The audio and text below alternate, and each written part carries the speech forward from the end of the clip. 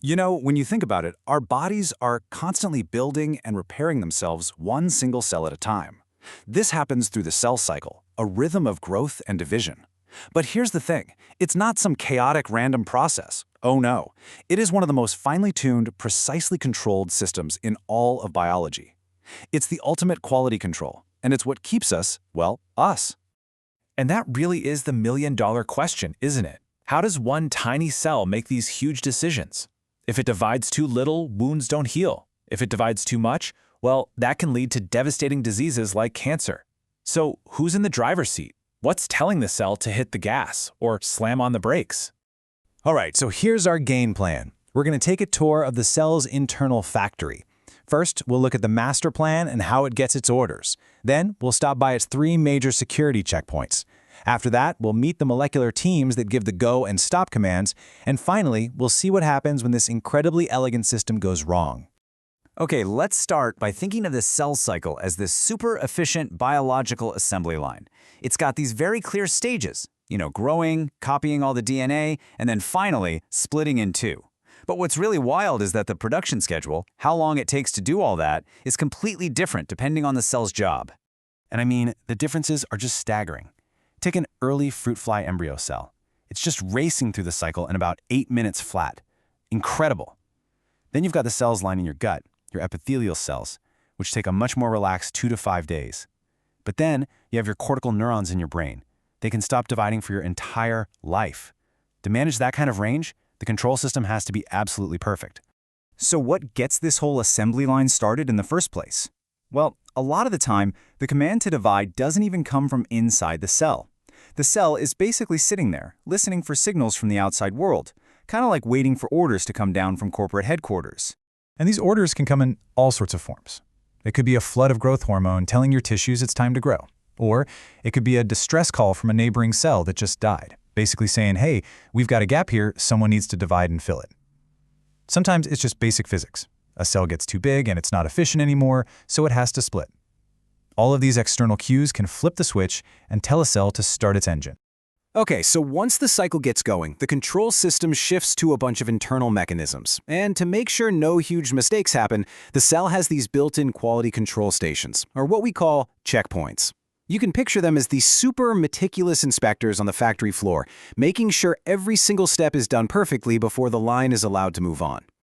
And there are 3 main checkpoints, all positioned at these really critical moments in the cycle. You've got the G1 checkpoint, which happens before the DNA gets copied. Then there's the G2 checkpoint, after the DNA has been copied. And finally, the M checkpoint, right in the thick of the actual division process. Each one has its own crucial job to do. So this first checkpoint, G1, is the big one.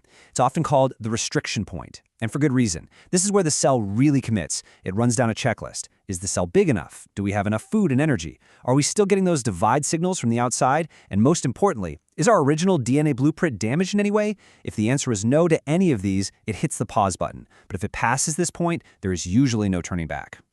All right, so after the cell spends all that time and energy making a perfect copy of its DNA, it hits the G2 checkpoint. Think of this as the final inspection before the main event of mitosis begins. Its job is pretty straightforward, but absolutely critical. Did we copy every single chromosome completely? And are there any mistakes or damage in that new copy? It's the last chance to fix any typos before printing. And finally, we get to the M checkpoint, which happens right in the middle of division. The duplicated chromosomes, now called sister chromatids, are all lined up in the center of the cell. This checkpoint makes sure that every single one is properly hooked up to the molecular ropes that will pull them apart. And the stakes here are astronomically high because once they get pulled apart, that's it. It's irreversible. This check is the only thing that guarantees both new cells get a perfect, identical set of chromosomes. So we have these checkpoints, right? But what molecules are actually making the calls? Well, let's meet the managers on the factory floor, the molecular go team that's in charge of pushing the cell forward. At its very core, controlling the cell cycle is all about a balance between 2 forces. You've got positive regulation, that's like stepping on the gas pedal, and then you have negative regulation, that's hitting the brakes. The cell needs both to get where it's going safely. So let's look at the gas pedal first. The main drivers of this GO team are 2 kinds of proteins. You've got cyclins, and you've got cyclin-dependent kinases, which we just call CDKs. When these two find each other and pair up, they form this active little engine that gives the cell the power it needs to blast through a checkpoint and move on to the next phase. So here's how it works. The CDK proteins are just kind of hanging around in the cell all the time, but they're switched off. The cyclins, on the other hand, get built up and broken down in a really predictable rhythm. Their levels start to rise as the cell gets close to a checkpoint. When the right cyclin finds its CDK partner and binds to it, boom, the engine turns on. This active duo then goes around and activates other proteins, and that's the green light that moves the whole process forward. But what if one of those checkpoint inspectors finds something wrong? Well, that's when the Go team gets told to stand down. It's time to meet the equally important Stop team, the molecular guardians who have the power to hit the emergency brake and stop the whole assembly line in its tracks. These brake molecules are known as tumor suppressor proteins, and their job isn't to push things forward, it's to watch everything like a hawk. They monitor all the conditions inside the cell, and if they spot a problem, like damaged DNA, they're the ones who halt the process. They are the cell's essential safety system. And there are a few superstars on this team. You've got the retinoblastoma protein, or RB, which acts like a bouncer at a club, making sure the cell is big enough before it lets it go any further. Then there's P53, which is basically a legend. It's the ultimate guardian of our DNA. If it spots damage, it slams on the brakes. And when P53 yells, "Stop," it's often a protein called P21 that actually carries out the order by grabbing onto those cyclin CDK engines and shutting them down. And you really can't overstate how powerful P53 is. It doesn't just hit pause. If the DNA damage is so bad that it just can't be fixed, P53 makes the ultimate call. It triggers something called apoptosis, or programmed cell death. It literally orders the cell to self-destruct for the good of the whole organism, just to make absolutely sure that flawed DNA is never, ever passed on. So, we've seen this beautiful dance, this push and pull between external signals, internal checkpoints, and the molecular teams of Go and Stop.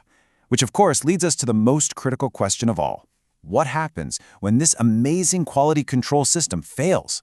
Well, when these regulatory proteins, especially the Stop team players like RB and P53, get damaged or mutated, the results are catastrophic.